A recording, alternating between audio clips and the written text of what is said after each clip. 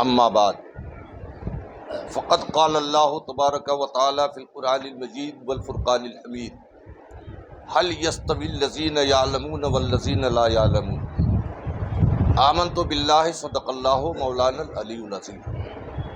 ایک مرتبہ درود پاک کا ہدیہ پیش کیجیے۔ اللہم صلی علی سیدنا و نبینا و مولانا محمد کما تحب و ترضی بان تصلی علیہ صلاۃ و سلام علیک یا رسول اللہ۔ سب سے پہلے میں دل کی گہرائیوں سے مبارکبادی پیش کرتا ہوں حضرت علامہ قاری مفتی محمد شفیع عالم ساحل اشرفی کی بارگاہ میں کہ آپ نے احمد آباد کے جملہ ائمہ مساجد اور جملہ علماء کرام کے درمیان ایک ایسی مثال پیش فرمائی ہے کہ عوام الناس سے پہلے میں تو آپ حضرات سے کہوں گا کہ ان کا حصول علم اور اس عمر میں امامت کی ذمہ داری کے ساتھ ساتھ ہم سب کے لیے مشعل راہ۔ یہ زمانہ بڑا نازک ہے، برا نہ مانیے۔ آج ائمہ مساجد سے چھوٹی موٹی نماز میں بھول چوک ہو جاتی ہے تو وہ فون کر کے ہم سے پوچھتے ہیں حضرت ایسا ہو گیا، نماز ہوئی کہ نہیں، جبکہ یہ کام عوام کا تھا۔ اور آپ علماء ہیں، آپ جانتے ہیں کہ امامت یہ نبی کی نیابت ہے اور اس مسئلے پر کھڑا ہونا معمولی بات نہیں۔ اعلیٰ حضرت فاضل بریلوی رضی اللہ تعالیٰ عنہ سے کسی نے پوچھا تھا کہ حضور آپ کے پاس علم کتنا ہے؟ تو آپ نے فرمایا تھا کہ میرے پاس علم یہ ہے کہ میں نماز صحیح پڑھ لیتا ہوں۔ اب آپ اندازہ کیجئے وقت کا مفکر، محقق، مجدد، فقیہ اعظم، ان کے علم کا کوئی اندازہ نہیں کیا جا سکتا، اور فتاوی رضویہ کی شکل میں جو انہوں نے علماء کرام کو ایک عظیم علمی خزانہ عطا کیا ہے، میں تو کہتا ہوں کہ فتاوی رضویہ تو بہت اونچی کتاب ہے، آج ہم بہار شریعت بھی کما حقہ نہیں سمجھ سکتے، یہ میرا دعویٰ ہے۔ تو علماء کرام سے ہم یہ کہیں گے کہ ان کی زندگی آپ کے لیے مشعل راہ اور علم کی، حصول علم کی بہت بڑی فضیلت قرآن و حدیث میں ہے، اور اسی فضیلت کے اعتبار سے کسی بزرگ نے کہا، حالانکہ لوگ علماء اس کو حدیث سے بھی تعبیر کرتے ہیں، لیکن صحیح تحقیق یہ ہے کہ یہ حدیث صحت کی منزل میں، صحت کے درجے میں نہیں ہے، لیکن عام طور سے علماء اس کو سنا دیتے ہیں کہ اطلبوا العلم من المہد الی اللحد۔ جملہ صحیح ہے اپنی جگہ، چہ جائے کہ اس کی صحت کے تعلق سے کچھ بھی گفتگو کی گئی ہو، لیکن بزرگوں میں کئی قول ہو، لیکن بہت ہی بہترین قول ہے کہ علم حاصل کرنے کے لیے عمر کی کوئی قید نہیں، مہد سے لے کر، جھولے سے لے کر قبر تک علم حاصل کرو۔ تو ہم تو یہ چاہتے ہیں کہ احمد آباد کے گوشے گوشے میں ہمارے علماء یہ مقام حاصل کریں اور شوق پیدا کریں، ذوق پیدا کریں۔ آج آپ مسجدوں میں جائیں گے تو میں سمجھتا ہوں اکثر و بیشتر ہر امام کے پاس زیادہ سے زیادہ تقریر کی کتابیں ملیں گی، چھوٹی موٹی مسائل کی کتابیں مل جائیں گی، لیکن اونچی کتابیں نہیں ملیں گی۔ آج ہم لباس میں، موبائل میں لاکھوں روپے خرچ کر دیتے ہیں، ہر سال موبائل چینج کرتے ہیں، لیکن کتابوں میں ہم اپنے روپے خرچ نہیں کرتے۔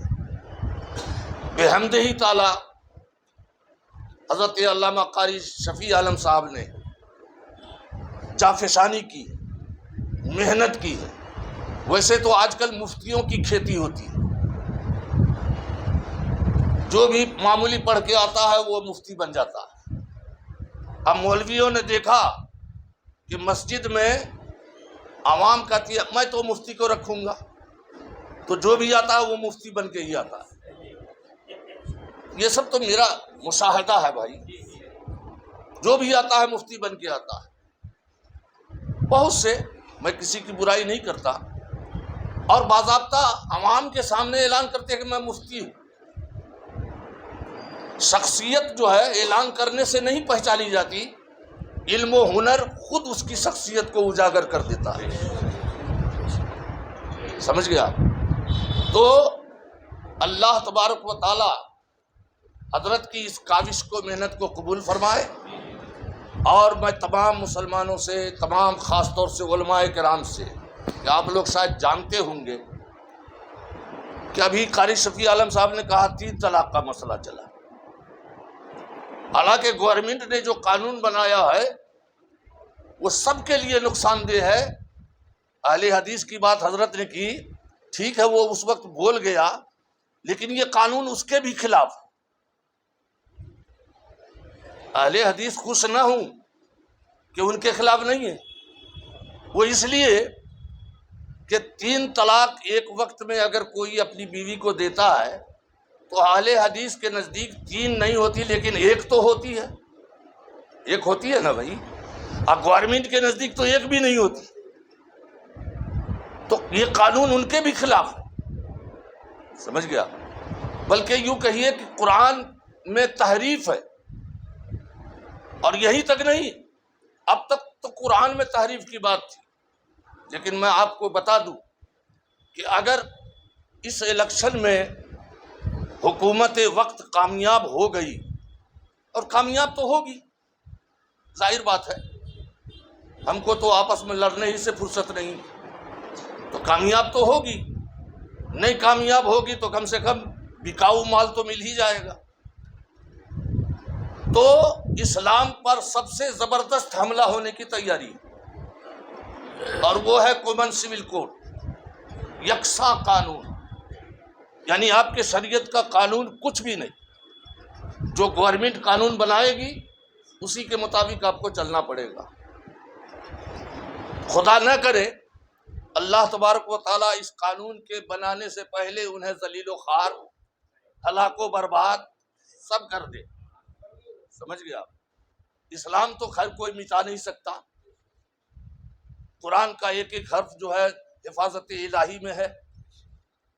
تو یہ قانون، اور صرف ووٹ کے لیے، ایسا نہیں ہے کہ وہ آپ سے اس کو دشمنی ہے، وہ صرف ایک قوم کا ووٹ متحد کرنے کے لیے یہ سب کام کر رہے ہیں۔ گجرات میں کامن سول کوڈ کے لیے کمیٹی بنا دی گئی، یہ تو الیکشن آ گیا، ان کا منصوبہ تو تھا الیکشن سے پہلے ڈکلیئر کر دیں، اور 1-2 روز میں ڈکلیئر کرنے والے تھے، خدا کی مار الیکشن کمشنر نے تاریخ ڈکلیئر کر دی، تو یہ مجبور ہو گئے۔ تو یہ آئندہ ہونے والا ہے، اس لیے ہم لوگوں کو، خاص طور سے علماء کو، اپنی اپنی مساجد میں اس کا آپ بیان کیجئے۔ دیکھیے شہر بڑا لمبا چوڑا ہو، اور میں آپ کو بتاتا ہوں کہ طلاق کے مسائل سب سے زیادہ باپو نگر، گمتی پور اور شاہ عالم وٹوا سے ہی آتے ہیں۔ سب سے زیادہ طلاق کے مسائل ہوں یا اس کے تعلق سے میاں بیوی کا کوئی بھی مسئلہ، سب سے زیادہ اسی علاقے سے آتے ہیں۔ اور حلال و حرام کی تو تمیز رہی نہیں، حلال و حرام کرتے جا رہے ہیں۔ یہی وجہ ہے کہ قدرت ہمیں سزا دے رہی ہے کہ تم جیسے ہوگے ویسا حاکم میں تمہارے اوپر مسلط کروں گا۔ تو بڑی خوشی کی بات ہے، دارالفتاء قائم ہونا ہی چاہیے. اور میں تو دارالفتہ نہیں، میں تو یہ کہتا ہوں کہ دارالفتہ کے ساتھ ساتھ دارالقضاء کی بھی میں اجازت دے رہا ہوں، کیونکہ یہاں سے لوگ وہاں آئیں فیصلے کے لیے، بار بار آنا پڑے، تکلیفیں ہوں. آج کل کون محنت کرنا چاہتا ہے؟ آج کل تو زمانہ ایسا آ گیا کہ موبائل سے ہی مسئلہ، اور پھر آپ کہیے کہ بھائی روبرو ہوا تو کہیں گے حضرت چھوٹا سا ہے. ارے بھائی جب تجھے یہ معلوم ہے کہ مسئلہ چھوٹا ہے تو پھر پوچھتا کیوں ہے؟ سمجھ گیا؟ یہ ہمارے قوم کی بے حسی. تو میں پورے دل کی گہرائی سے اجازت ہی نہیں بلکہ تعاون کا بھی میں نے پہلے وعدہ کیا ہے. سمجھ گیا؟ اور دیکھیے میں آپ کو علماء کرام کو بتا دوں کہ تنظیم کو فروغ دینے کا مقصد یہی ہے، ائمہ کرام علماء دین کا تعاون کرنا، مدد پہنچانا. سمجھ گیا؟ آج ہمارا آپ کا کوئی پرسانی حال نہیں، یہ تو آپ جانتے ہیں. جب تک مصلے پر ہے کس وقت اتر جائیں ٹھکانہ نہیں، یہ دور ایسا. تو سب سے پہلے تو آپ لوگ آپس میں ہم متحد ہو جائیں کہ اگر کوئی مسجد خالی ہوتی ہے تو آگے بڑھ کے آپ مت جاؤ. یہ ہمارے آپس میں متحد ہونا پڑے گا. پھر دیکھیے یہ متولی سیدھے ہوتے ہیں کہ نہیں. سمجھ گیا؟ ہم یہ طے کر لیں کہ مسجد میں کوئی نہیں جائے گا، کوئی نہیں، اور اگر کوئی جاتا ہے تو اس کا شرعی اعتبار سے جو ہے بائیکاٹ کیا جائے گا. تو آپ کے وقار کے لیے میں کہہ رہا ہوں. سمجھ گیا؟ ہمارا وقار جو مجروح ہو رہا ہے وہ ہمارے کردار و عمل سے. تو میں دل کی گہرائی سے کہتا ہوں، انہوں نے بہت سی کتابیں بھی جمع کر لی، انہوں نے پوچھا بھی تھا مجھ سے، ہمارے لڑکے سے، کہ وہی کتابیں کہاں کہاں سے مل سکتی ہیں. آج کے دور میں ایک تو کتابیں نایاب ہیں فتاوی کی، اور پھر وہ بڑی قیمتی ملتی ہے. ہندوستان کے اندر اگر آپ لیجئے تو بڑی قیمتی ملتی ہے. لیکن میں آپ کو بتا دوں کہ جب میں نے دارالقضاء قائم کرنے کا ارادہ کیا اور شیخ الاسلام سے مشورہ کیا تو حضرت نے یہی فرمایا کہ حضرت مفتی صاحب دارالقضاء قائم کرنے کے لیے چاروں ائمہ کے مسالک کی کتابیں جمع کرنا ضروری ہے.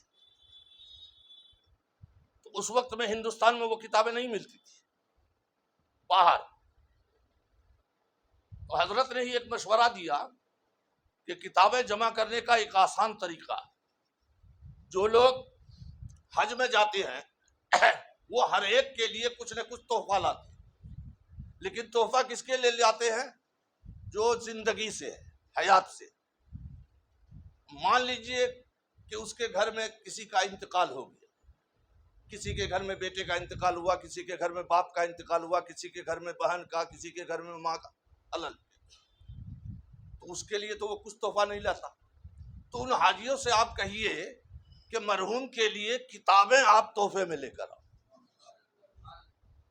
تو حقیقت میں نے اس پر عمل شروع کیا اور کافی کتابیں لوگوں نے لا کر دارالفتہ میں جمع کی. پھر جب میں پہلی مرتبہ حج میں گیا تو آپ یقین جانیے تقریباً 4 لاکھ روپے کی کتابیں میں لے کر وہاں سے آیا. میں نے کوئی سامان نہیں خریدا، صرف مدینہ طیبہ میں کتابیں خریدی. اور جب عمرہ میں گیا تو وہاں کے کتب خانہ میں جب پہنچا ایک لسٹ لے کر میں نے ان کو دیا تو اس نے کہا کہ مفتی صاحب شام تک میں اس کو اکٹھا کر کے بتاؤں گا کون کتابیں ہیں نہیں ہیں. شام کے وقت انہوں نے کتابیں جمع کر لی.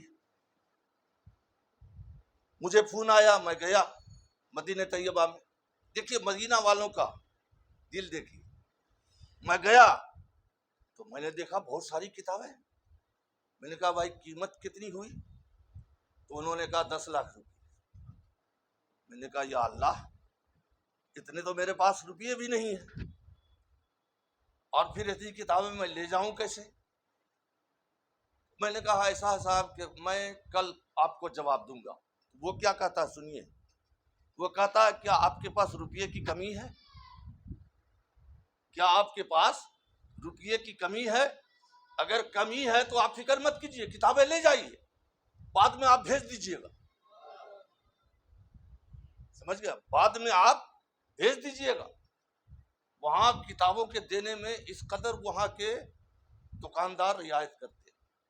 میں نے کہا بھائی روپیے کی کمی تو میں پوری کر لوں گا، یہاں میرے 2-3 شاگرد ہیں، لیکن سوال یہ ہے کہ اتنا مال لے جائیں کیسے؟